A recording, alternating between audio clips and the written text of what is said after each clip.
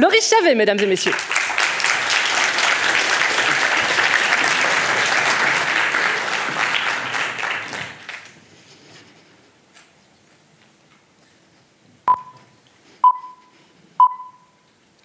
Imaginez, nous sommes en l'an 2500, il fait 35 degrés et vos descendants profitent de la plage de cette belle ville de Bruxelles-les-Bains.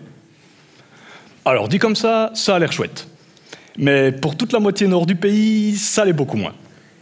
Mais pas de panique, nous pouvons toujours combattre la montée des eaux causée par le réchauffement climatique en remplaçant les énergies fossiles par des énergies propres.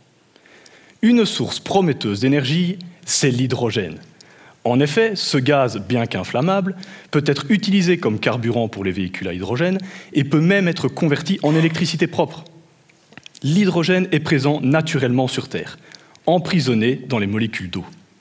Une façon écologique d'extraire cet hydrogène contenu dans l'eau est d'exposer au soleil une mousse bien particulière immergée dans cette eau.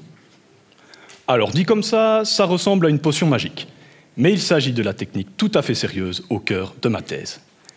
La mousse est constituée d'éléments métalliques, comme le nickel, et ressemble à une éponge extrêmement poreuse.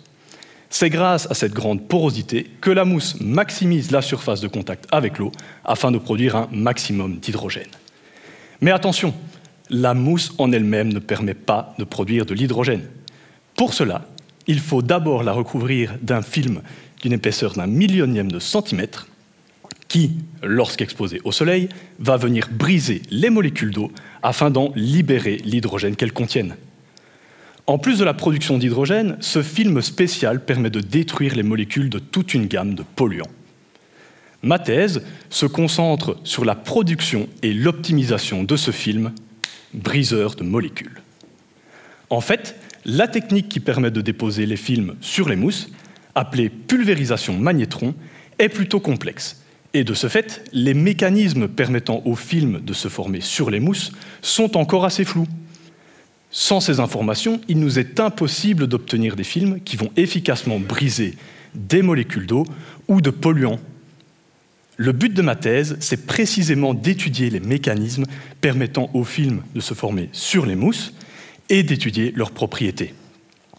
Pour ce faire, je mesure leur structure et leur composition chimique en utilisant des rayons X, des microscopes à haut grossissement et des calculs par ordinateur.